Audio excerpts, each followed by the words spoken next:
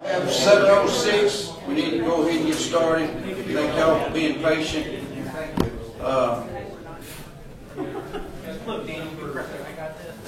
Actually, for a matter of note, y'all, that was our first really time that we've ever did a beer board like that. We usually don't even get to see it, but Coach Chief Rudolph and all sent this into us and all, so we're going to start holding people accountable. And it's a good thing. Yes. All right, moving on.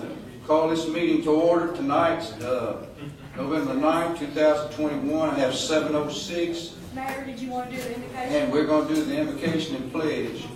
We are. Let's stand. You want to? Let's pray. Lord, we thank you for this time and the fellowship that we can have, Lord, and do the town's business.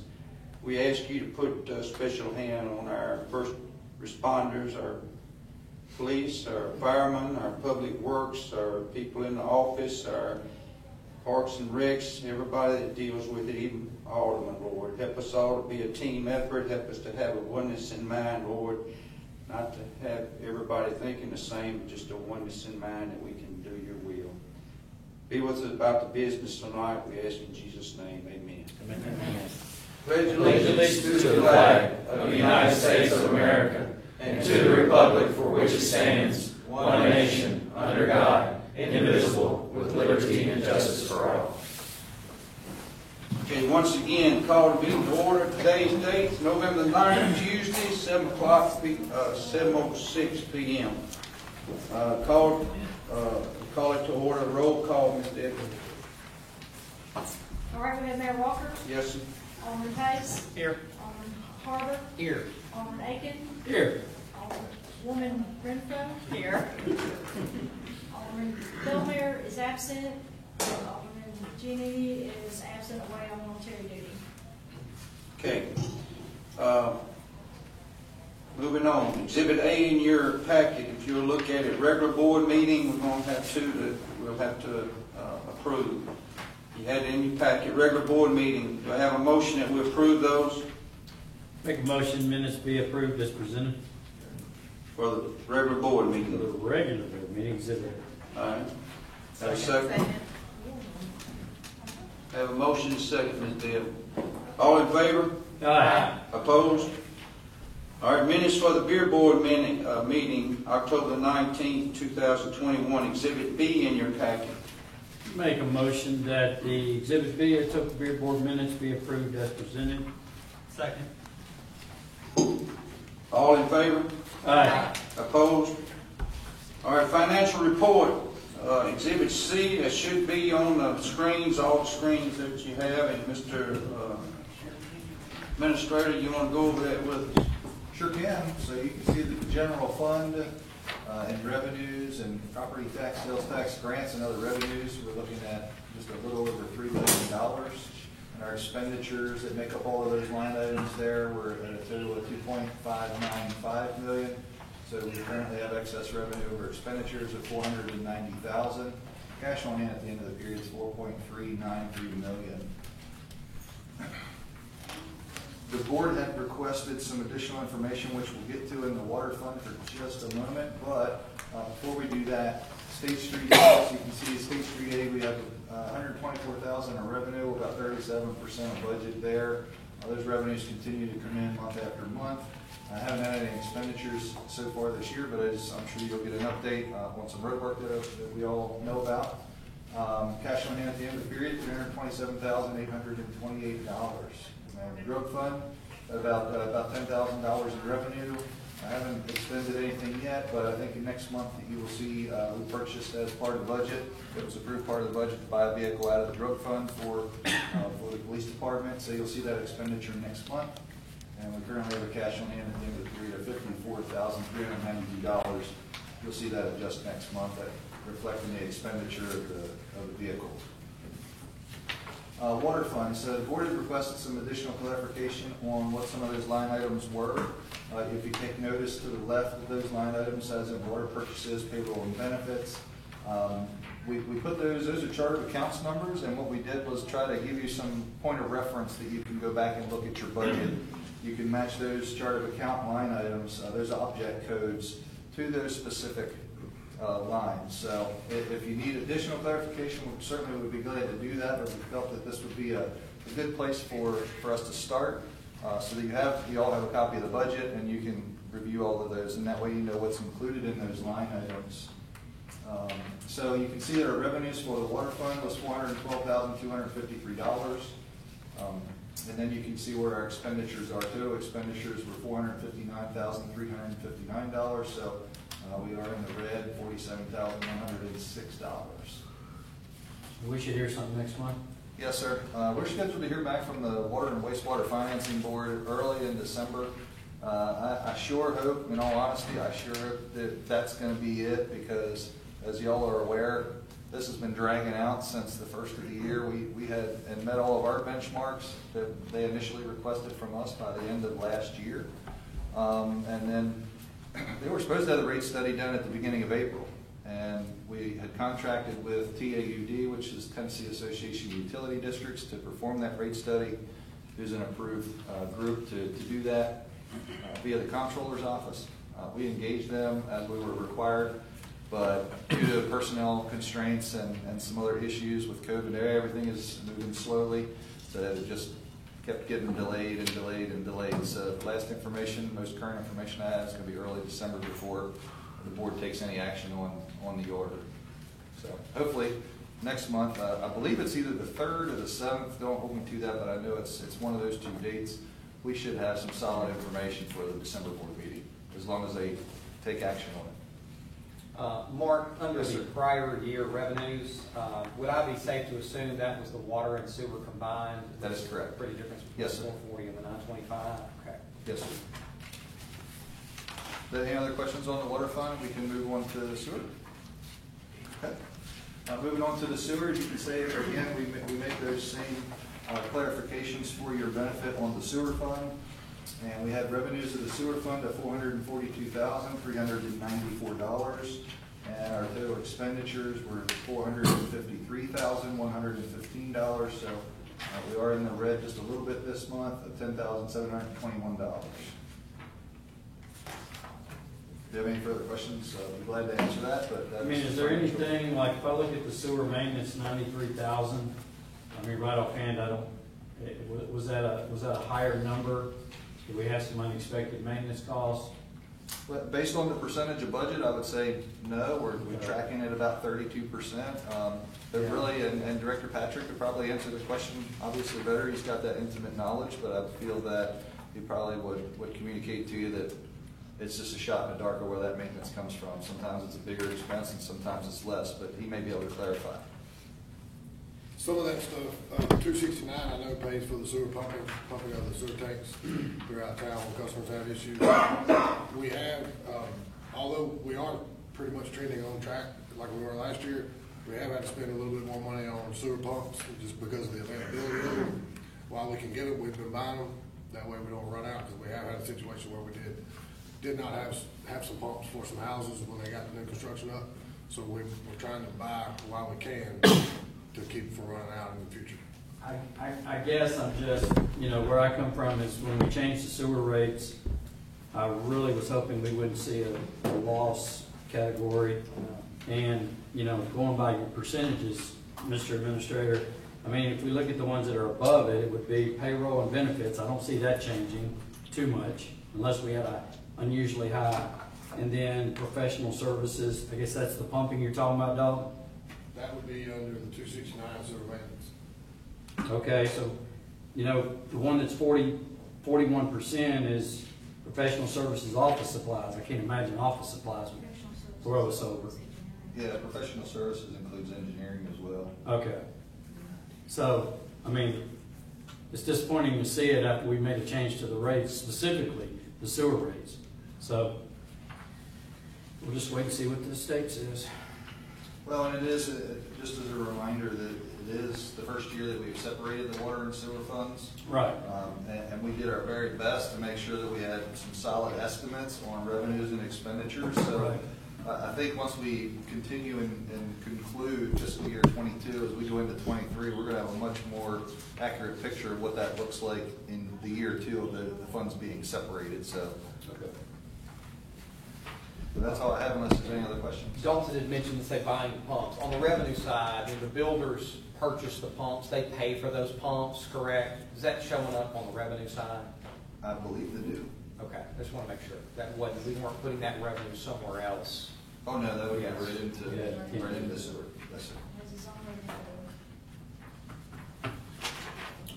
on Make a motion financial report be approved as. We didn't discuss solid waste, did we? Kind of go through it? Yeah, that's right, you did No, skip we over did, thank you for that. catching that. So the solid waste was revenue, 219,829, and expenditures were 244. So we do have an excess expenses over revenue of 24,000. If you recall, we had that 3-month backlog of billing that they didn't get billed for in the previous fiscal year. So that carried over, so that's skewing the numbers a little bit. So we still have cash on hand at 212,000. Okay, this was month 3, that's why I just want to make sure. Yes, sir. Yeah, we ended up paying 3 months, basically an entire quarter, because they filled the bills for 3 months, and then what that ended up doing was hitting in this fiscal year rather than being reflected in the previous. So it's already caught up. Yes, but it throws us off, so I it's like there's understand. negative revenue. Yes, sir, we're all caught up. Make a motion that the financial report be approved as presented. Second. I have a motion, Alderman Aiken, second by Alderwoman Renfro. All in favor? Aye. All opposed? All right, moving on. To old business, we do not have any new business. Firefighters Sean Carter and Hunter Long, if y'all will come forward. We're going to present the oath for this, and Chief, you can say a little bit about it while I'm coming down if you want to. Y'all come up here. Y'all got to turn around and look at Steve. Yeah, Hunter Long comes to us from the Ripley Fire Department. He's also been one of our reserves for the last 2 years. So he's got good training, certifications, and he's Which going one's to Hunter? a good one. That's Thank Hunter. Sean Carter comes from right outside Bloomington, Illinois. And he saw the ad in the paper and put in. But, he's a firefighter up there. He's also EMT, so we're glad to have him. Having lived in Illinois and Tennessee, you did good. I'll tell you that. All right, this time we're going to do the oath of the office of the firefighter.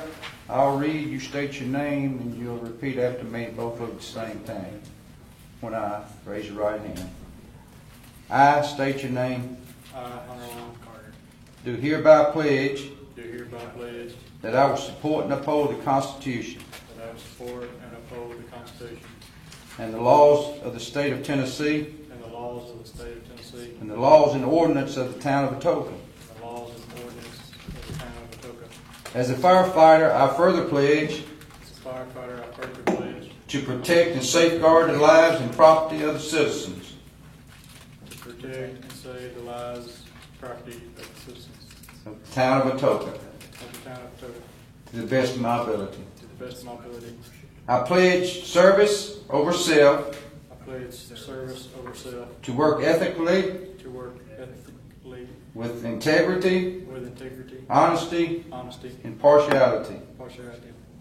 I recognize with this badge I recognize with this badge the symbol of my position the symbol of my position, and the public faith and trust placed upon me public place, trust, held upon me, that I will never tarnish it.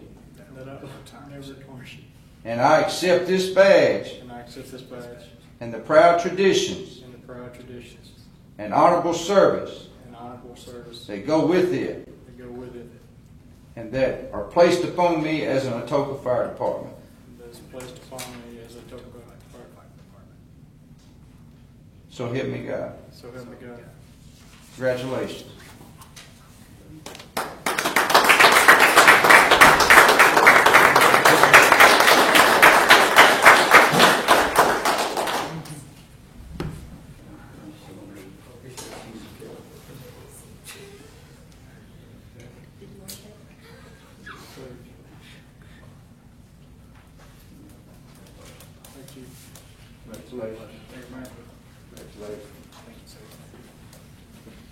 Stand tall.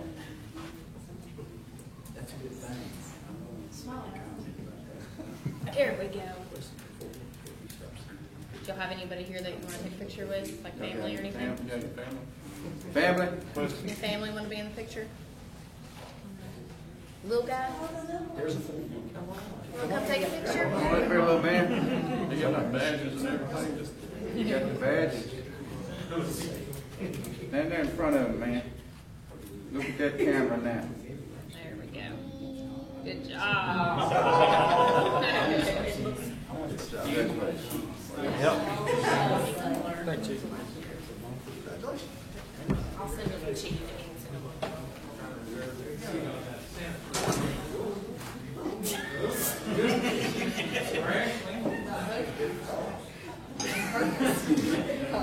All right, moving on.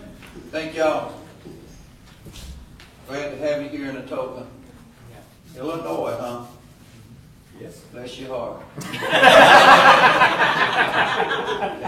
Presentation, Citizen Volunteer Service Award. At this time, I'd like to present to Curtis Mayo, 2021, for your dedication and willingness to serve the town of Atoka as an outstanding volunteer citizen of the town. And Curtis has been in our town for 18 years. He lives on Elizabeth. Curtis doesn't, we have people to ask all the time, does Curtis get paid for doing this? He does not. The only thing he gets paid is to be around good people like Curtis. So we appreciate you coming and doing this. Nothing any better than the heart of a volunteer to help the town of Atoka, so we appreciate it, Curtis. And we have many of them that do that.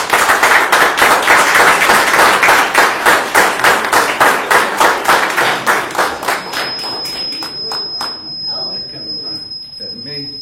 Yeah, I think we wanted it up to the speaker there. Thanks, lady, man, yeah.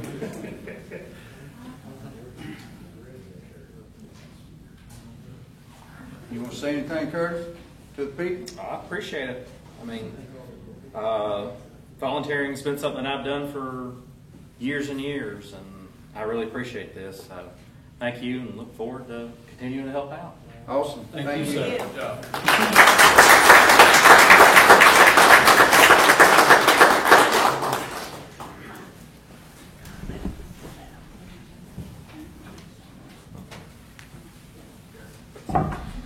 All right, moving on to Exhibit D in your packet, if you'll look at that. And it's the annual donations for fiscal year 2022. And we need to do a resolution for when they ask for this money. And they have to present a letter to get this, is that right?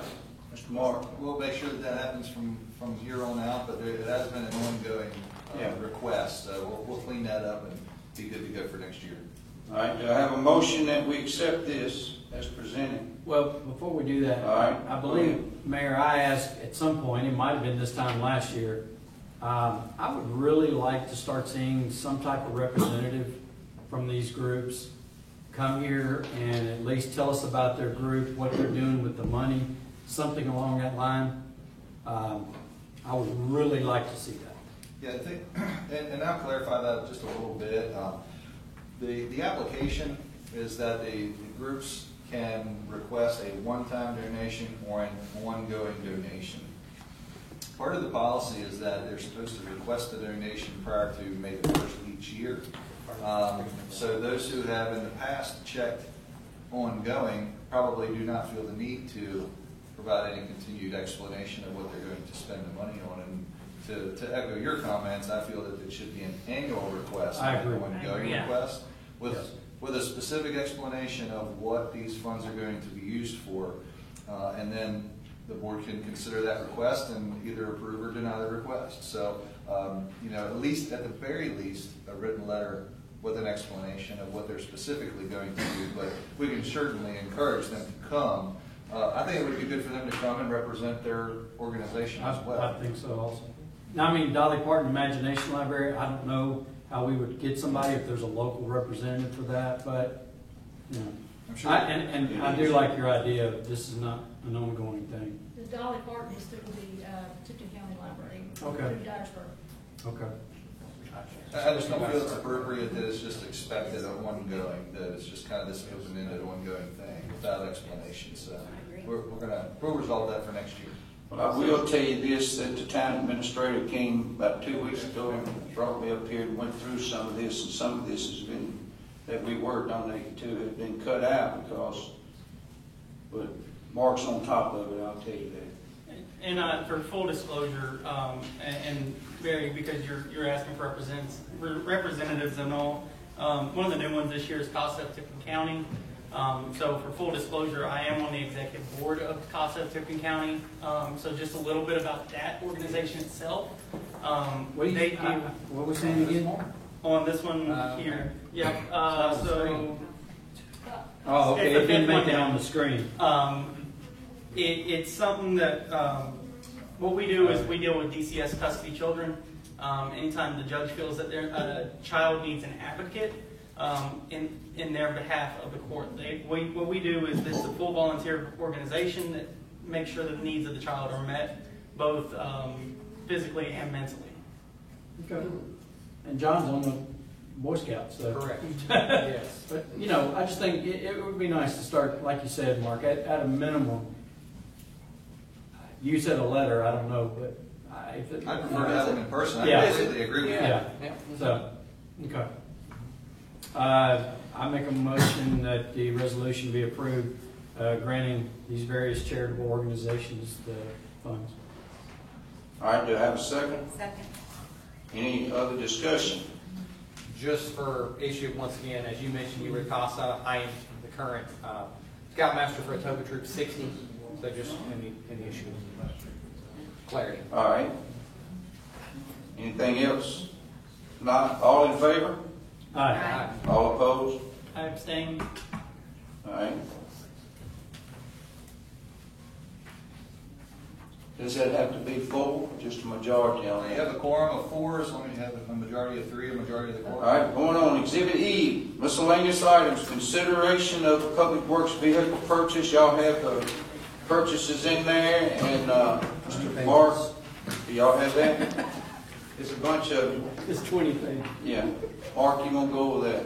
Well, and I'll let Director Patrick interject some here too. Really, it was this was a request and part of the budget plan for fiscal year 22 that we were going to allow one of the CDs from the water sewer fund to mature, cash that out, and that's how we would pay for these vehicles. Director Patrick can elaborate a little bit on what we're going to get rid of and provide some more detail for you.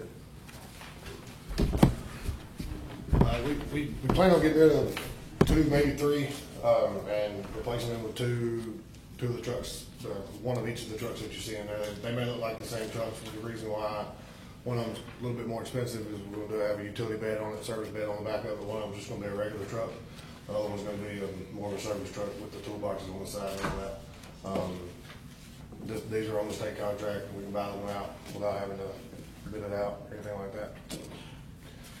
The ones that you're getting rid of, Dalton, Director Patrick, how many miles did they have on? Can you tell? One of them's right around 150. One of them's about 125, and the other one's probably close to 125 too. But they're all city miles. You know, it's hard on them. So. You're gonna put those out on Gov Deals? or Yes, sir. something? Yes, sir. I know I should know this, but like, how does a quote from a place in Florida end up? I can't answer Do that. I you have the put same out question. that we're looking for it, and then anybody in the country can respond if they're approved for fleet sales? Well, they're on a procurement schedule for the state, and as far as I know, as long as they meet the qualifications that they have to for the schedule, then they're allowed to sell on the state contract. But I mean, is this something where you look at several dealers respond and you pick the price? So ideally, it automatically these people get it? they're all going to be within the same price because Yeah. they have to be on the contract where everybody gets the fair shake. I mean, nobody's cutting the legs out from underneath anybody else because I'm getting them so much cheaper. Right.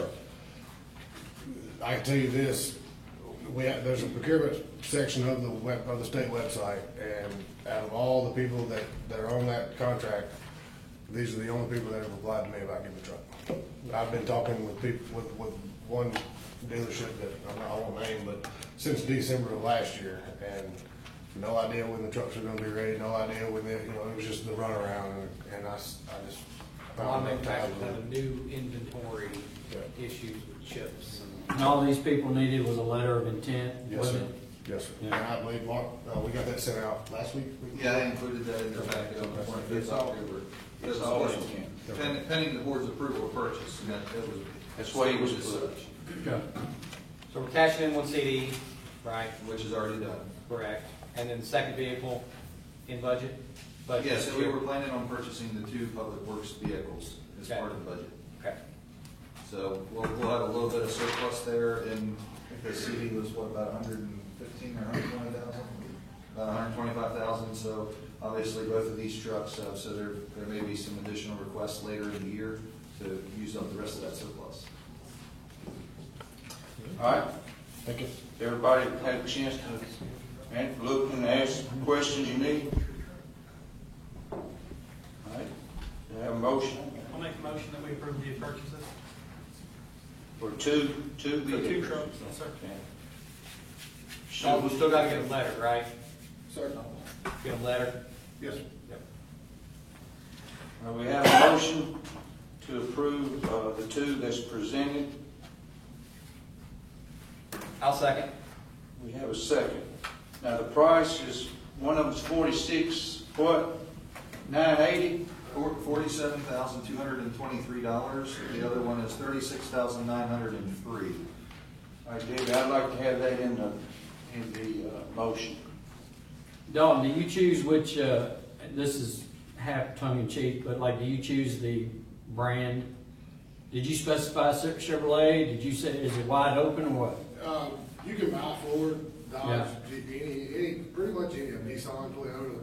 You just looked at the specs and these, in your opinion, fit the for the I kinda wanna prices? keep them all. This is the We- best we bang have- for the buck. We have 2 Chevrolets now, Okay, 2 newer Chevrolets, so instead of having, and it's my preference to have all the Okay. same vehicles around. thank you. All right, we have a motion, we have a second. All in favor?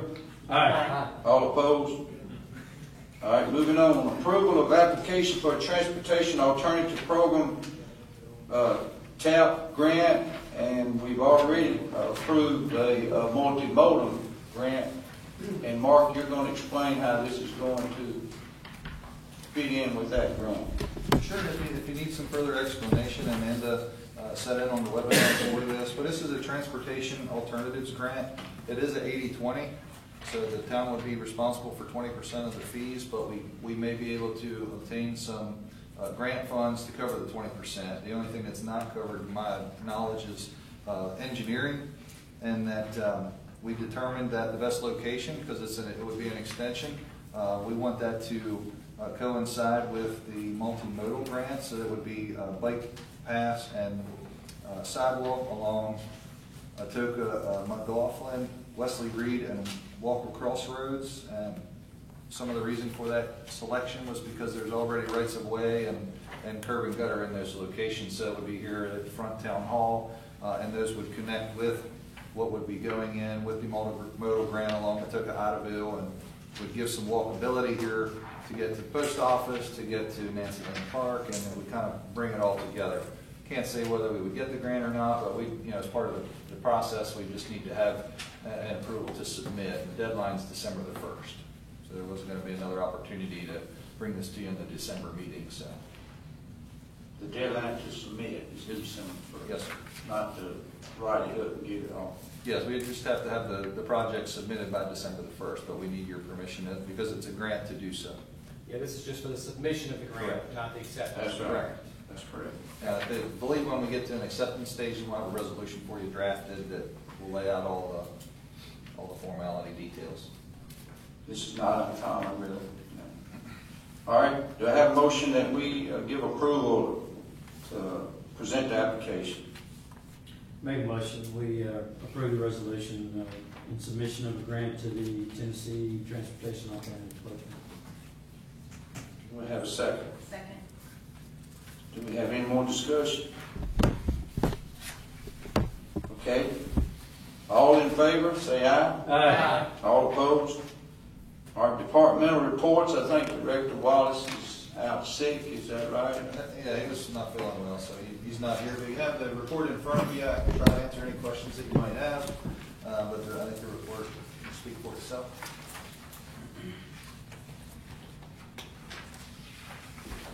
All right. Fire Department Chief? Thank you, Mayor. If I could, let me pass these out. The numbers, for whatever reason, was showing November. It didn't All zeros. Yeah, we didn't do nothing. Yeah. We went from nothing to a little bit. Yeah. But you got the numbers down in front of you. If you got any questions on that, I'd be glad to answer. As you can see, we were up significantly for October as compared to September. Our EMS calls were up greatly, and our MVCs were over double than what we had done in September. So October was a busy month. Chief, it looks that the report that's in the audience, I think the current month is what's reflected in the previous month. If you look at the previous month, that would be correct. Yes, sir. Just so they can follow along. If there's no questions, I just have a few things. The safe night out that we had, we participated in that, and I think it was a real good turnout, and it was well run, and kudos to Parks and Recs and all the rest of the departments that participated. I thought it went real well.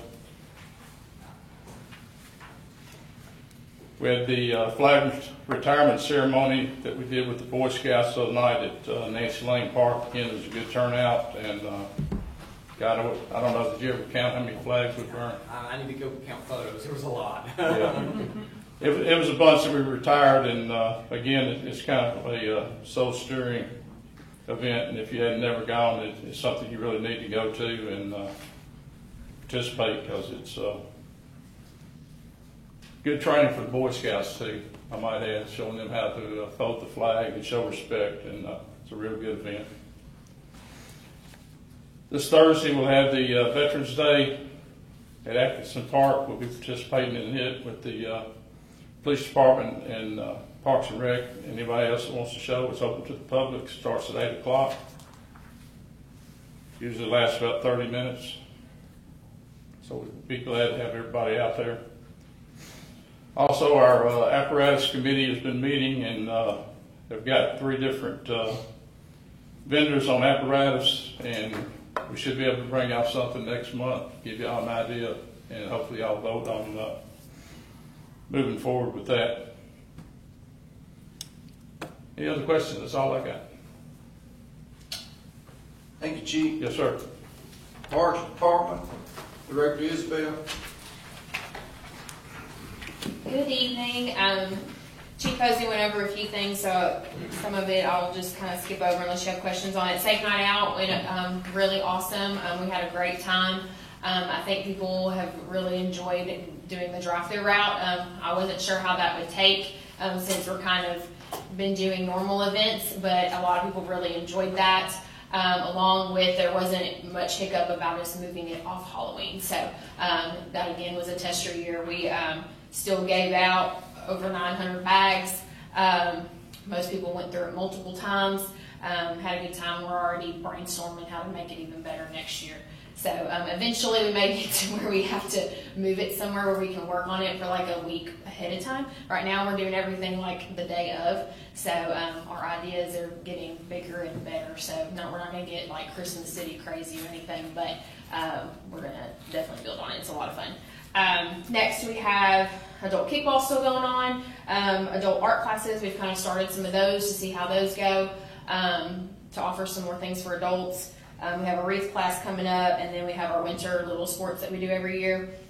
We did a Greenway cleanup today with a garden club. It was a lot of fun. We cleaned out a couple areas, and then on Saturday we're actually going to be planting some daffodils. So if anybody's interested in coming and helping out to do that, we'll be at the Greenway Trail at 9 a.m. Tree lighting, Veterans Day ceremony, we already went over that. So if you have any questions, the only thing we've got to discuss, the weather is not looking too favorable for Thursday.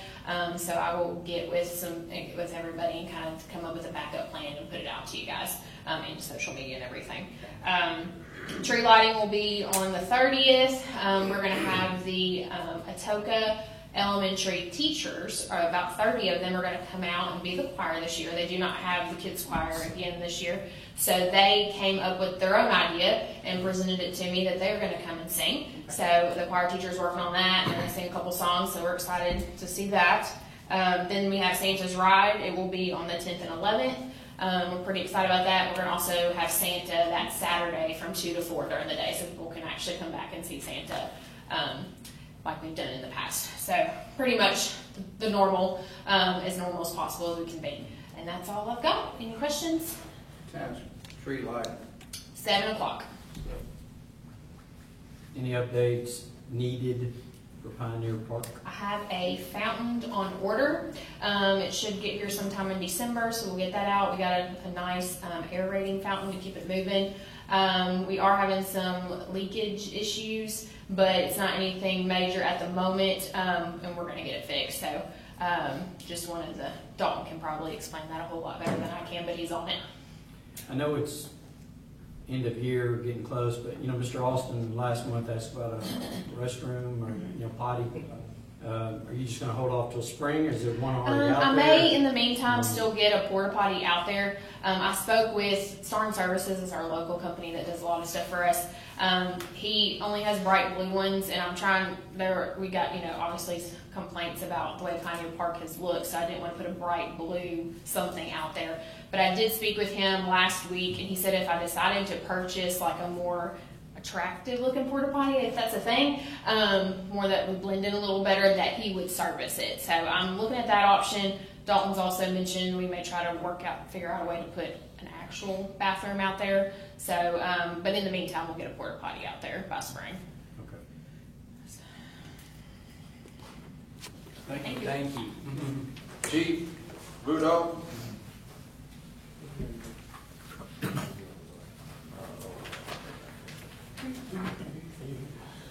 Good evening. Working this little piece of technology here, sorry.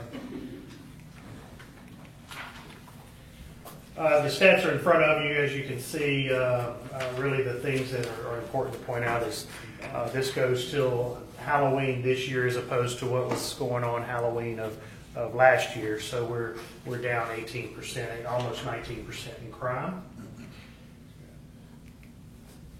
We have some notable arrests. Actually, one of the ones responsible sitting in the back of the room there, Officer Perry.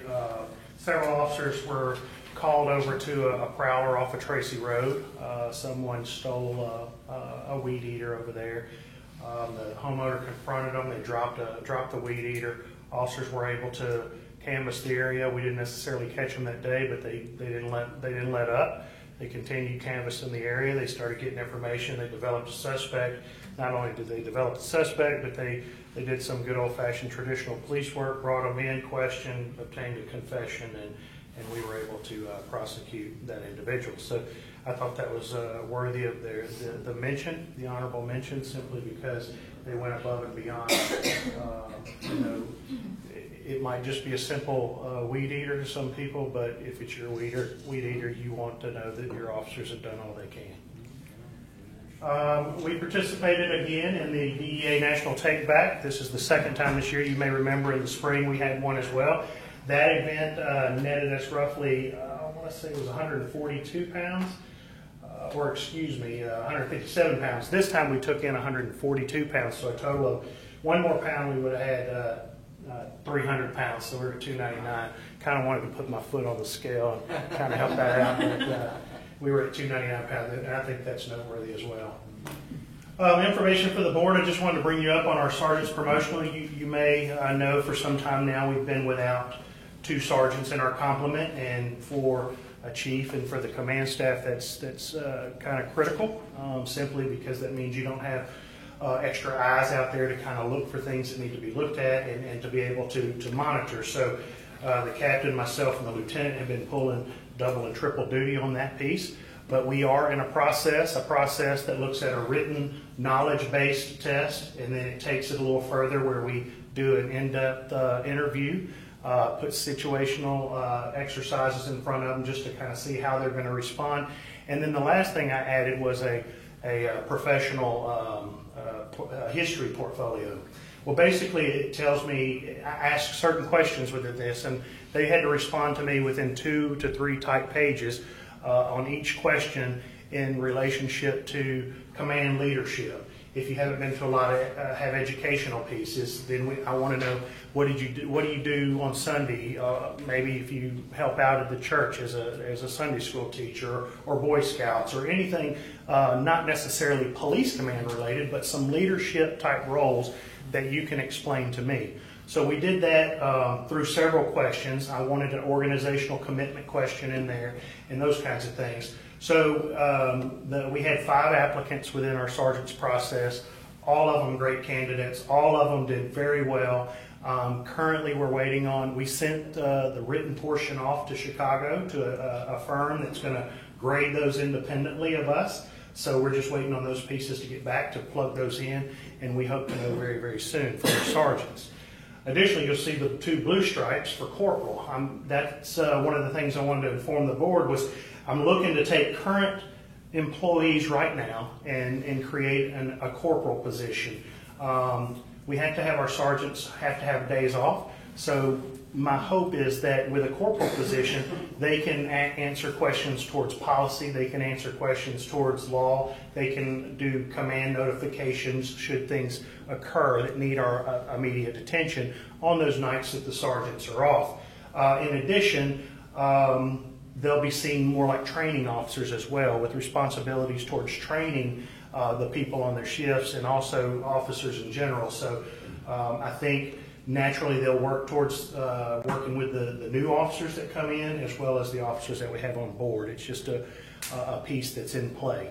Now, one of the, aside from the aesthetics with a chevron collar brass that they'll have and the 2 blue stripes on their arms that denote to any citizen or officers alike that they're just a little bit different than the rest of the officers in uniform, my hope is to take the difference between what we have as a patrolman rate of pay and a sergeant investigator rate of pay and take the difference in between, the median in between that, and the money that we've saved from the time of not having sergeants in place, be able to use that towards the end of the year. And lastly, you may know we've got an investigator piece that is still open, and we hope to fill that as well. So hopefully we'll have more answers for you. Again, it's all going to depend on the tests that are away, and once we have all that information, we'll hopefully have all this in place by the December meeting. Did I do it again? We do have a new hire, Austin Palanke. You may have heard his name a few meetings back. He is actually now on the ground. He's with us. He graduated from the Memphis Police Training Academy on October 28th, I believe it was. He did very well. We're glad to have him. He's out there. I hope to have him tonight, but something came up. But you will see his face. He's right now in the FTO phase, riding with some of the field training officers, and so he's getting that piece of training acclimation in his probationary period out of the way. And then towards the end of that, we'll cut him loose on his own, where he'll still be within earshot of those FTOs to kind of monitor him and see how he's doing. And then after he comes off of probation in a year, he'll be all on his lonesome out there riding the streets doing his own thing. And lastly, we've got training, which I promised you on the very beginning. We've continued moving forward with that. We have officers in traffic incident management. We've got, of course, we had some more that we went to field training officers course, and then a leadership training there on the 28th. And recently, we just had our own Casey Colbreth to come in to talk about those. I mentioned at the last meeting, which was a couple of weeks ago, that she was coming in to talk to us about parental plans and custodial interferences, because we're starting to see a little uptick with that, and we want to make sure that our officers are doing responding the right way and knowing fully the law that's in front of them. And so we had a nice little training just a couple of days ago, and it was very fruitful. So in the spirit of that, that's all I leave you with, unless you have questions from me. Thank you, Chief. Yes, sir. Mr. Administrator and Chief. Okay, the Colonel thing is fit into the budget, is that right? Corporal. Corporal or whatever. Corporal. Just saying that just one of somebody on rank at Colonel. I've been thinking, Colonel's been on my mind. Colonel Sanders or? I haven't eaten tonight. But let me ask you, I didn't get an answer, that is, Yeah, we're taking chief's I proposal heard to that take before existing about- employees, and it would be the median differential between current police officers and sergeant pay, so it would be. earlier, but that's gonna be another year coming up Yeah. too. Yeah, because there's been quite some time we've been without, as the chief mentioned, without sergeants, so the money that we've saved can offset that for sure. And we're not talking, I don't know, do you have the number, hourly rate number, we're talking? I want to say it's right, it's in between 50 cents and an hour. Yeah, I trust you as the director, but expect what you expect. Yes, sir. Y'all have a great one. All right, Director Patrick. Good evening. Have the numbers there. If you have any questions about those, I'll be glad to answer them. Met with, if you remember back in October, we awarded the asphalt contract to Gibson Paving to get all of our newly accepted subdivisions paved. I met with them yesterday. They are going to start Monday. Start in Sterling Ridge, move from there.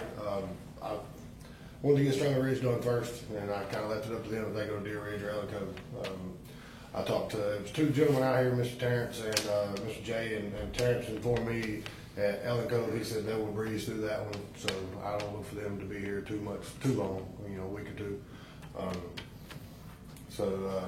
They're gonna start Monday. We're putting signs out. If you talk to some citizens, they're gonna start putting signs out Monday, but to keep them from parking on the side of the road. So if you mention it, you might mention some people, say, hey, next week they're gonna start, let's not park on the side of the road. I know we have not necessarily a problem with it there in Sterling Ridge, but it is quite a bit of people on the side of the road parking there. What's the plan for that? I'm just curious. If you got a whole paving crew ready to go, and cars on the road, nobody's around.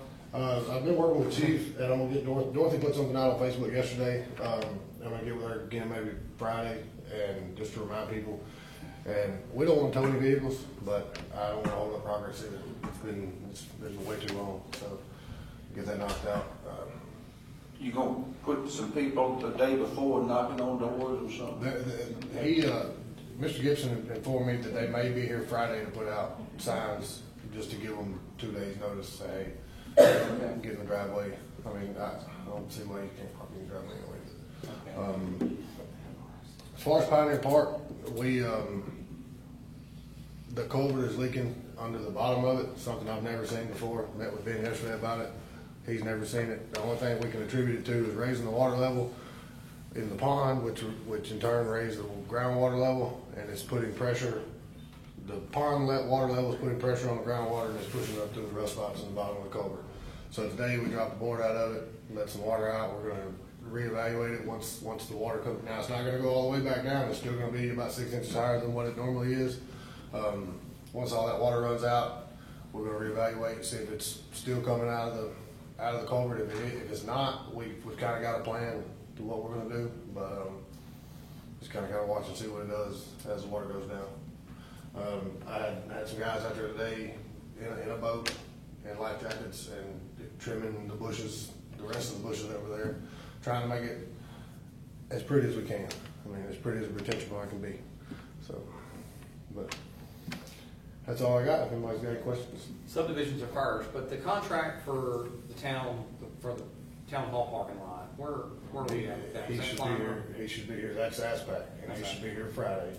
He said he told me at the end of this week. It's going to rain Thursday. I don't imagine he'll be here. I talked to him Monday. He said, or last Friday, he said he'd be here the end of this week. If he's not here at the end of this week, I'm going to propose we just rebid it out and then do it again. Do it in the spring.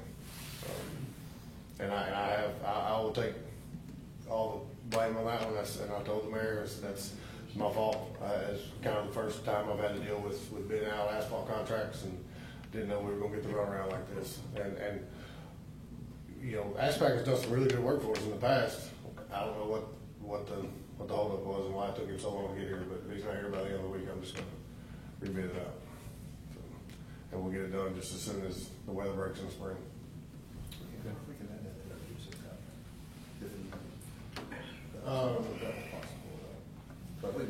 It wasn't. Yeah, Y'all got you your own done brought it up conversation. now. Sorry, so I commented that maybe we could add that to the Gibson contract, since they would already be in town. If we're gonna have an answer on ASPAC by the end of next week, then Gibson will already be in town. As long as Just they so can't it come back falls and in the sue money. us. Right. Well, I think in the bid packet that we let out for ASPAC. So they'll get it in 2 months, didn't it? 90 days? I don't exactly remember the timeframe, but I think we can, in the contract, get out of the contract anytime. The only thing about letting Gibson do it is ASPAC had said he was gonna do some stuff with how the curb had buckled up, how the gutter had buckled up. He was gonna be able to get some, and I don't know, he was gonna be able to get it back down somehow, and I don't know that Gibson has the ability to do that. Now, I feel 100% confident they can go here and patch the parking lot. And we did have some tonnage left over, that's why we bid it out the way we did. Instead of bidding it out by job, we just bid it out the ton price. So we have some left over, we have some roads that we're gonna try to get done, if we can swing it money-wise. Cause they're gonna have to be milled, and I'm not just gonna do an overlay, because you cover up old stuff, it's gonna seep back through and cause us problems down the road. But we do have that option to do the parking lot if that's what y'all wanna do. All right, Dalton, anything else? I don't have anything. Dalton, just a quick thing real quick. So, and this we kind of go off of what Barry has said in the past. Social media is not necessarily the place to always complain, bring it up, and pull it to the town's attention. There has been some talk again about some high water bills. Yes. Just looking at our water bill at the house, something I've noticed is that the days will change depending on the month. We'll go anywhere from 28 days to 40 days. Mm-hmm. I guess my question would be, is there a way we could actually hone that down and go, okay, from October 1 to October 31st, this is what we're going to measure? Or get it down to a monthly or every so often instead of kind of a moving target? Normally, we read on the first business day of the month. Okay. That could be the first, and I know in some cases it's been the 6th because of holidays, weather, Right. stuff like that. So you're gonna have a variance there, and but I can certainly check and see. And to touch on that, I've walked several people through since I've been here. I've gotten a bunch of high water bill calls to say, Right. hey, my toilet's not leaking, my water heater's not leaking, and toilets leak, and then they stop. This is what they do. Right. Meters, when they break, they don't overread, they underread. So, Right. and I just want to reiterate that. I mean, I've been doing this a long time, and I've never seen a water meter overread. So, Right, and that's why I was saying, back to what Barry normally says. Give us a call. We definitely want to hear it. We want to hear the concerns, but I did see it kind of circulate on social media again, so I just kind of wanted to reiterate. And then, like I said, I noticed that with the billing dates and wanted to ask about why that was necessarily the way to Yeah, do it. and it's just the way the first falls. And if Gotcha. we've got some people here that are really good at reading the water meters and really good at that water meter system. And if something happens and they're sick, or if we've got a couple people off that are in that department, then we may have to push it a day. Gotcha. Yeah, I mean we can get back on that. I mean, Dalton, with the meters we got now, if there is a toilet leaking or whatever, don't they flag an alarm? They do.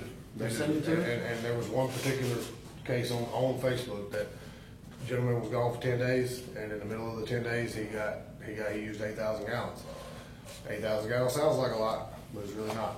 I mean, a running toilet can run quite a bit, and get your bill up really high. And the water heater is the same way. Now I think we've kind of got that situation taken care of, but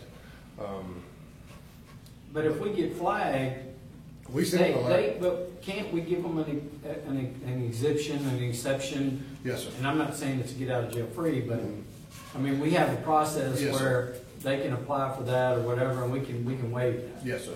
Yes, Okay. sir. We have an adjustment process. Right. I'm not 100% sure how all it works. I mean, Probably a it's ratio. one day. I mean, I think they get one a year. We have, they have a water leak policy, and they can apply for one in 12 months.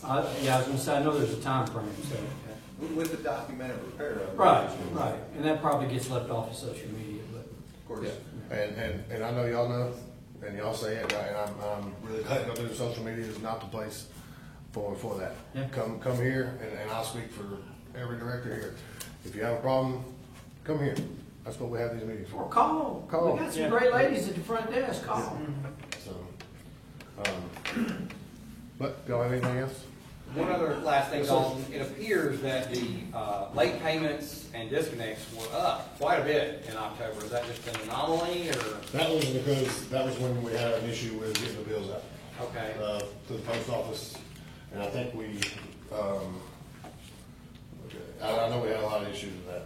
But we sent out something that we waived the first late fee, or waived. We did not charge the normal penalty that we charge after the 10th. Mhm. But we did charge the late charge for the $25 per cutoff. I mean, because we have people, we have time tied up and people going out there and cutting it off and cutting it back on, so we have, Right. I mean, we have to charge for that. But that was the reason behind the late fees and cutoffs, because of the post office. The bills were sent out on time, they were mailed on time, but the post office has decided to do something else with them instead of deliver them, at least temporarily, so that, of course, put the delivery to the residents behind, and therefore we waived the initial late fee, but we did still institute the cutoff fee if the bill wasn't paid by the 21st, because we have numerous ways to be able to notify the customer of their bill, whether it's e-bill, whether it's an ACH. Some folks, they come in and they want to pay the bill every month and pay a check or pay in cash or however. But, we've got numerous ways to notify them of the bill, and a lot of those take advantage of it. A lot of the customers take advantage of it. So, you can get a water bill every single month. So if you don't get one, it should raise a red flag or a concern, and they can always call and ask. But, it was really on the post office at that point. So I always felt it was fair to waive the initial late fee. Is text notification part of that too? Yep. If you've submitted your phone I number for believe that? it is, isn't Yes, it? yes. If they got a good phone number on file. Yeah. And then, of course, we do the late calls too, the dial-by-one call, so if you got a good phone number on file, they get an automated call that, your bill's late, et cetera, et cetera. So, we really do try to cover all of our bases, and, situations like that, the ladies work real hard they take a lot of, lack of a better term, take a little bit of abuse, when we have hiccups like that, Right. It really isn't anybody's fault here, as part of the town organization. It really was the post office that created the issue for us, but, the public works team, the. Mine comes in the email box handle on it. time Yeah. every month. Yeah. And then we strongly encourage people to take care of take the ACH, take the e-billing notification.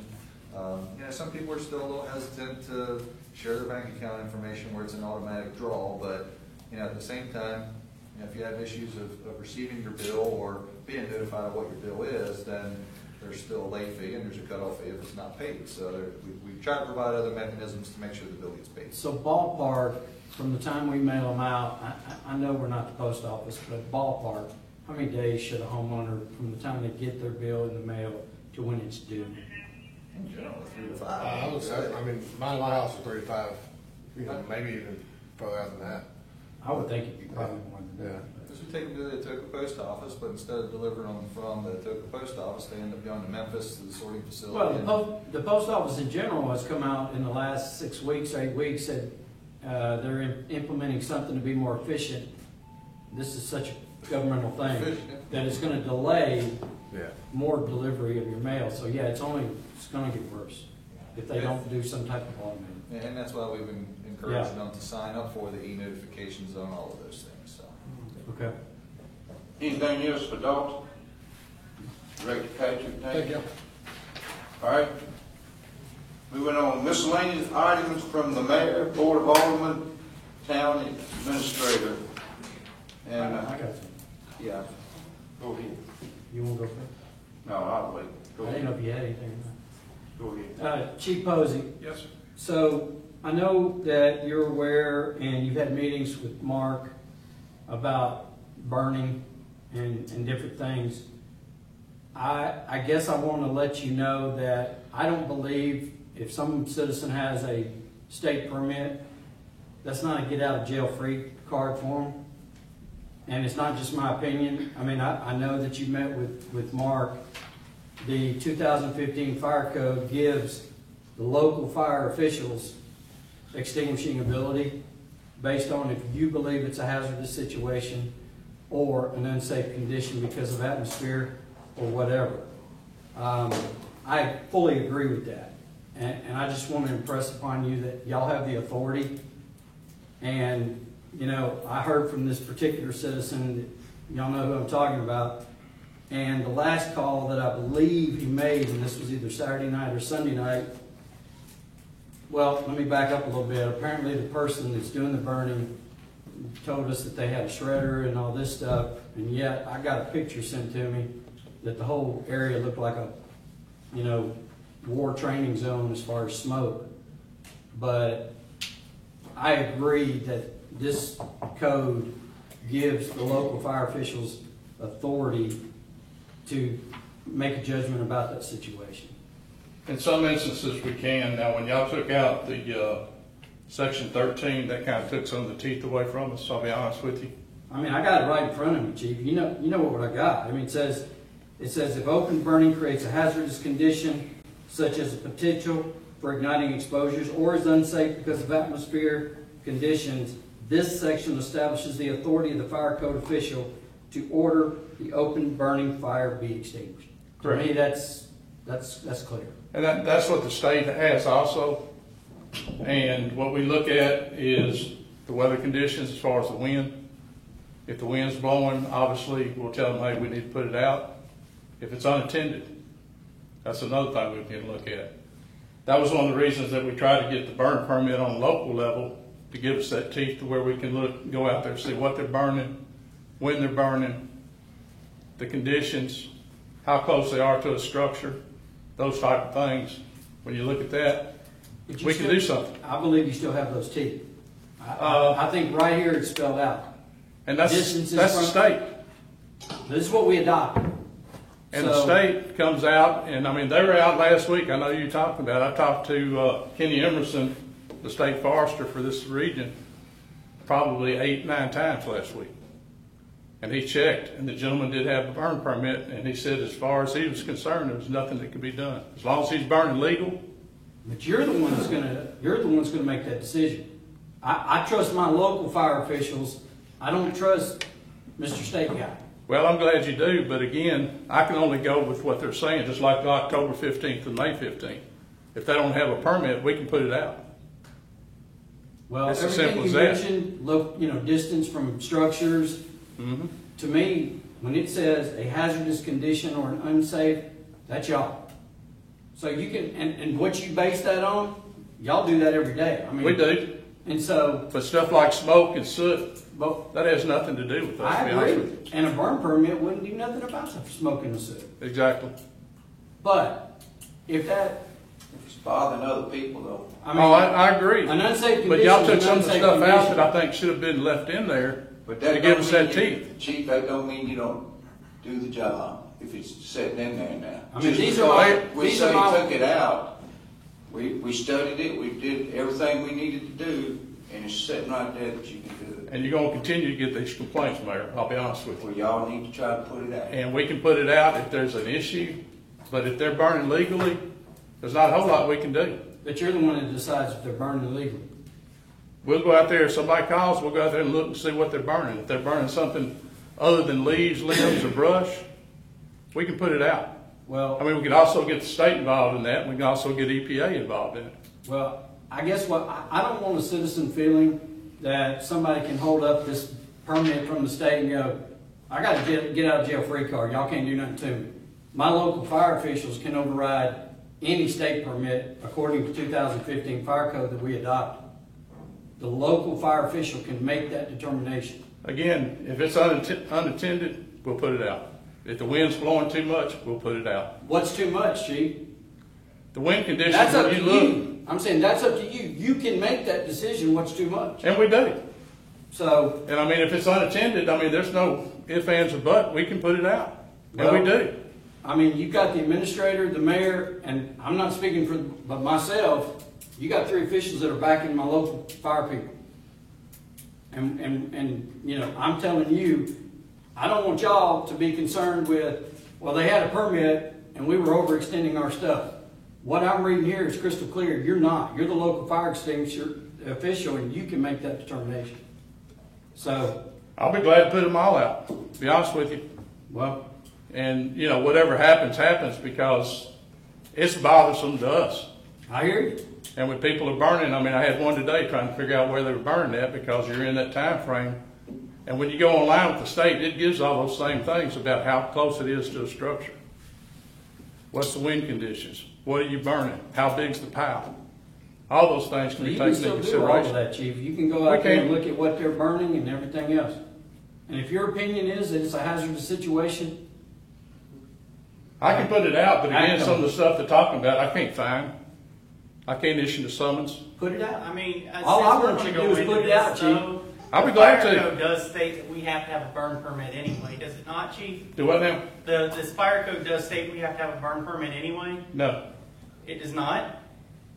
We go by the Because state. in our burn permit committees, you told us that we had to have one. And It was so voted what I- down, it was voted down, if you remember correctly, Alderman. Correct, but at the same time, So we don't have 2015 the 2015 fire code does require us to have a burn permit. It talks about it, yes. Okay, so then I will reiterate as a board member that back in September, I did request that we re-look into this, and we have yet to have another committee to form on that, so I will make another formal request that we look back into another burn permit so that we fall in regulation with the 2015 fire code. That way, it does also give our fire officials extra teeth if need be. Okay, well, Alderman Page, that's a separate issue. This is what this extinguishing authority lays out, and we're not in violation of our fire. We adopted the 15 fire code with that exception. So everything else still applies. And all I'm telling the chief, and I know you know this, Chief, I'm backing you. And I appreciate that. And if that, And I feel like y'all are, true. if that person that's burning comes in front of me and says, well, they came out there and they said it was a hazard and they put it out, then I'm going to say, sir, if my fire lieutenant, whatever, deemed it a hazardous situation, then it was a hazardous situation and we're done. So, Alderman, any call we get, we respond to. If somebody calls smoke in the area, we're going to go out there and see what it is. well, If it's a hazard or there's an issue, we put it out, plain and simple. okay. But if the guy's out there with the pit or burning leaves, limbs, and he's got a permit from the state, it could be a different issue. You know, and I impressed upon the one citizen that we're not trying to stop 100% burning. If people have some limbs, if they have something, but this is crazy. It's crazy what's going on over there. Been going on for 2 years now. Yeah, I think the gentleman has been very patient, and I think he's done with being patient. But anyway. Barry, can you read that for me one more time? So this is under section 307.3, extinguishment authority. When open burning creates or adds to a hazardous situation, or a required permit has not been obtained, the fire code official is authorized to order the extinguishment of an open burning operation. Then it goes on. When the fire code official finds that open burning creates a hazardous condition, such as the potential for igniting exposures, or is unsafe because of atmospheric condition, this section establishes the authority of the fire code official to order that the open burning fire be extinguished. Okay. To me, I don't need Lawyer Daggett to just, to tell me what that means. That's pretty clear to me. It is clear. So- The only other thing in Title 13, it did use the word soot, and I think the word nuisance. Is that correct? That we took out? I'd have to look at all That's of it. fine. But again, what you just read, I think it's clear, and that's what we've been operating on. If there's an issue with atmospherics, like the wind's up too high, or it's close to a structure, of course we're going to put it out. And we have been. You're the one that's going to be the authority of what's too high. That's your judgment call. It always has been. Or On Lieutenant that, Scott, or if they're whoever burning- responds. I don't know who all's If they're burning out in the middle of their yard, though, then you're looking at something else. If the wind's not picked up and they're out there burning in the middle of the yard and there's no structures around or anything. If that smoke is going straight up, yeah, but if it's going over somebody else's house, and Chief, you got the authority. If I got one we neighbor- can sit right And I agree with you. We can meet in our meeting, Alderman. I mean, I agree with you, Mayor, but, you know, you look at when they're clearing off subdivisions and they're building them piles. Most of them are not within normal speculation of what you're looking at on burning. And those that have the blowers to where it's complete combustion, you don't have that smoke. The ones that don't, you have the smoke, you have inversion, which holds the smoke to the ground, and that's where it goes. And then you get all the complaints from everybody about the burning of the logs and limbs and trees. And I think this would give you authority to take care of that too. Well, on some cases we have. All right, we'll discuss this if we have to have a work session, but I think it's clear right now, Chief. Just put them out. We've understood from the go, Mayor. All right. No problem. Well, it seemed like it is. So we don't need a Well, problem. this one individual, I mean, this is the second year it's been going on. And I mean, I don't say they're in I hate to use the term, but they're in a contest with each other. It's probably that too. I mean, I hope it doesn't escalate between the citizens. Well, that's what I'm worried about. And I think. And I don't want to see a I firefighter think- getting hurt. Exactly.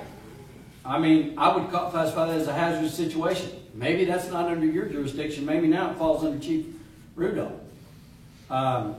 That's a hazardous situation when I got a neighbor that's threatening, you know, if they threatened, I don't know.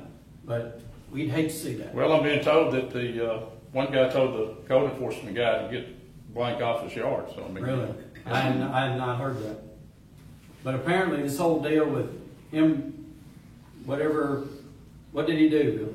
He bought a fire pit or something, and he bought this shredder, and Yeah. apparently he didn't use it this weekend. Well, Sunday night I got the call from this citizen. Okay, that was Sunday. Yes, and I went in and investigated. And as we were parked in the center of that cove, you have the house that he always complains about had smoke coming from. The house to the right, 2 doors down from him, was also burning, cutting up limbs. So I see this fire. This one looks like a barbecue fire. So let me address this one that's burning under the trees and cutting up. He's out there with his chainsaw. Gentleman just moved to our town 4 months ago. Called the state, got a permit. He had a water source out there. Small pile that he was burning. Just cutting up the tree limbs and excellent. Thank you. Look over at the other one. And this citizen asked me, please smell what Right. I'm smelling. Yeah, he wanted me to come by and take a smell too. Right, so as I'm standing in the center of that cove, I'm not smelling what's burning over here, the limbs. I'm smelling barbecue from the house that's always being complained about.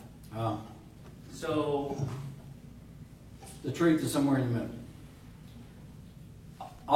You understand what I'm telling you? I understand. And I our don't think members- the state permit is a get out of jail free card. As we talk about atmospheric conditions, that's also going into drought conditions where we can issue burn bans. So, I think you can decide the atmospheric conditions. You're correct. And just like we've had numerous conversations concerning citizens calling on each other when we talked about the burn permits, that gives you an open avenue where if I'm upset with my neighbor and he's burning something legally in a small pile and it's only brush, I can call every day and complain to have it put out. We discussed this. So where do we go ahead and draw that line? You have the authority to make the line, Right. to draw it. So, and I'm going to back you 100%. Thank you. So, All right, let's move on. thank you very much. All right, any other Alderman? I have something. All right, go ahead. Have we had any communications from Waste Pro recently about? I'm getting a lot of complaints from citizens. They're sending me pictures of their garbage cans. I myself, in the last 3 weeks, 2 of those weeks, it was the day after that they were supposed to pick it up, that they picked it up. I just don't feel like it's getting all that resolved. Yeah, and I think they had a, if I remember correctly, I think they had a truck breakdown today. So another equipment issue, and I don't remember what streets were affected, but we're still tracking those missed pickups. We're putting out an additional communication to customers, via email, Facebook, etc. I think we did that today because some folks are putting out recycle bins on their trash day. It's creating some confusion. So there's a lot of people that are coming into the community and may not understand. Yeah, there's a gentleman on West Cherry. Pick up and he thinks he can put his recycle in his regular trash out on trash day and recycle day. right. So right now we have 2 separate days, and so we're trying to get that communication there. But we do have those claimed missed pickups, and part of the communication was that we have the ability to communicate with Waste Pro to get a video, because they have video cameras on their trucks, and they know, okay, well, if 123 Main Street claims it was a missed pickup, was it actually a missed pickup, or did they put their can out late? And instead of being a missed pickup, it should be a courtesy collection. So we're trying to still work through all of that. I get that. I just know personally, every time it's happened, it's my entire neighborhood. It's not just me. Yeah, and I don't know if Dalton Director Patrick can elaborate on it, but that's about the extent of what I can tell you at this point. Well, when I see missed collections on Dalton's report, that's calls? Yes, sir. Okay. And a lot, like Mark said, a lot of that is, they're classified as missed collections now, but they very well could be somebody forgot to put their can out. Right. And as of right now, we don't have any evidence one way or the other. That's what I think, Mark, we're trying to work on getting some video evidence, and keep in mind if you don't get your trash out, you can still call for a courtesy pickup. I did not know that. Yes. Interesting. I mean, the number for October was 51, which is not, there's only a couple months lower than that, 3 months, I guess, but I know that's a month behind, or at this point, 9 days behind, so. Yeah, but I can It's also, not bad. I can also understand where Alderwoman Renfro's coming from. If the entire streets are not getting collected, then obviously there's a breakdown somewhere in the route. Well, I thought they used to have, they had cameras on the trucks. that's what they were saying there, yes, sir. Yes. Well, and that's what we want to do, is be able to confirm whether it's an actual miss or whether someone's putting it out late. But obviously, if They got the time and all that on there, is that right? Okay. Yeah, they can actually view the pickup as it happened. Okay. So we can say, hey, we can find out 123 Main Street claiming a missed pickup. Can you look into that, and they can review the video. But again, if we've got entire streets that are not getting picked up, that's an entirely different issue. Y'all are checking into it, is that right? But we're doing our best. All right. I mean, everyone, everywhere, every industry, every sector is under enormous stress of equipment and supplies and personnel, and so I mean we only missed 51, so that's pretty good. But I still sympathize and understand, because mine's been missed too. So I get it. I understand. Believe me, I understand. I've had one employee for the last 4 months, and I need 3. My problem is that this has been going on way before that. That's my problem. Track record history. Yes. Yes. If you would like, I can see if Miss Lori would come and talk to y'all, and maybe she can give you some more detail. I mean, at this point, it's about the best I can offer you. I mean, I think that if we were to try to get out of the trash contract, I mean, there's a mechanism to do that. But when is the contract out? Yeah, what's the term? I know we can get out now, but I thought it was coming up. 2023. Okay, we think it's It 2023. should go up for rebid in the fall of 22. Yes, next year we'll definitely. I've got some ideas that I think will help all of the residents when we put something else out for bid, with maybe a large item pickup, a Christmas tree collection pickup, that they'll pick up yard waste if it's bagged properly, which may help some of the burning issues and leaf collection and that kind of stuff. So I'll have to see what some of the collectors in the geographical area have the ability to do. I know in my past experience, that's what We used to have the yard waste stuff, as long as it was so long, so wrapped up. Yeah, in a bundle of a Man, foot or whatever, and yeah, so there's carriers out there that will do that. I don't know how. I think the Public contractors Works used to did do it. before, so. I think we'll be looking at some other options as far as trying to expand the. Anyway, yeah, there's hand signals going on behind you. As long as they're not telling me I'm number one. They're not. All right, anything else, Alderman? All right, Town Administrator? Just a couple of things. I did want to echo some of the comments from previous directors about Safe Night Out. It went off very, very well.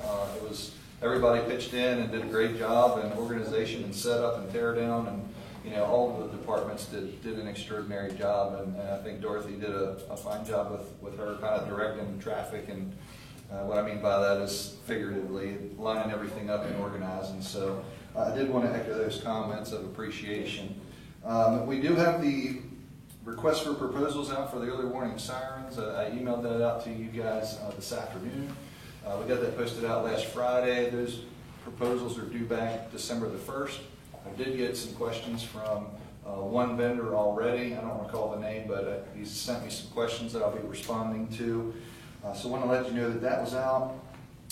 Town staff's working on a parade float, possibly for some of the Christmas parades out to, do an entrance into that. So wanted to let you know that that's been discussed.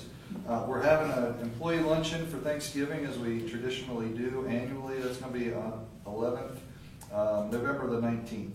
It's a Friday, November the 19th. So I'd spoken with the mayor, and the times are 11:30 to 1, or is it 12 to 1:30? 11:30 to 1, as we were going to take that hour and a half and close town hall so all of the employees could participate in that luncheon for Thanksgiving. The county has engaged with a firm called Gresham Smith to develop a infrastructure evaluation of Tipton County. So the county has contacted us and had that vendor contact us about some information on transportation and water and wastewater infrastructure. So yesterday that Director Patrick and Ben from SSR met with them and provided information. We've given them some mapping data for our water and our sewer collection systems and distribution, and they were very interested and excited. They felt like that Atoka was in a good position geographically to potentially benefit from some of the things that are coming, and from some of the things that he believes they're going to come up with infrastructure planning. Now, what that means in the big scheme of things, I don't know, but he did promise to share the report with us. So interested to see how that's all going to come into play. We're going to be reaching out to, I can't remember the firm's name, but the partner firm that's working on the transportation side of it. Gresham Smith with this particular group was working on the water and wastewater infrastructure, and then they got somebody else working on transportation. So we certainly want to be part of that conversation of any infrastructure improvements as far as transportation. Just want to give you information. We'll continue to keep up with that. I think next week, Mayor, we got a West Tennessee Mayor's meeting next week that Mayor Walker and I will be going to. And one of the things I needed to bring up and get your feeling on and let you know that we were going to work on was, of course, Alderman Giannini's been away for several months. He's anticipated to be back in February. It came to our attention that there's an option for him to participate in the meetings, the public meetings, electronically. So, and he found that somehow, so kudos to him. But what we would need to do to enable that is we would have to pass an ordinance to allow it. So what I'll do is, and I'd spoken with the mayor about this and just wanted to kind of advise you and let you all know this will be coming your way in December. And then if he is able, then he can Zoom in or however, if he's able. But we obviously still have to have our physical quorum here at the meeting place. So it would just allow this is a military, targeted military serving overseas or something? Correct. So I reached out to the MTAS legal consultant to get her opinion, because we were looking at a particular section of the TCA. So she said that, she's like, I know there's something that you have to do an ordinance, but let me look into it and I'll get back. So she got back to me and she said she one of the codes was that by passage of an ordinance, by a 2/3 vote, a municipal legislative body may allow a service member who's deployed for 13 months or less while serving as a member of the municipal legislative body to attend sessions of the body through the use of two-way electronic audio-video communication during deployment. Attendance by the use of the two-way audio-visual communication does not prevent the service member from being allowed to vote or draw and pay for attendance. But they do only allow one service member at a time can attend and vote in sessions of the body as provided in that, what I just read to you. So you couldn't have 3 of your board members who are on deployment participating this way. So she basically said that the statute that she's referring to here allows that to happen, and then we would have to adopt an ordinance to do so. So it feels like it's something we'll work on and have a draft for you to consider in December to be able to enable that to happen. See if we have anything else. And the advisory committee for the long-term planning. So we've created that committee. We've been in touch with all of those folks, and what we did during that creation was, as you all were, informed of, we were looking for a broad cross-section of citizens.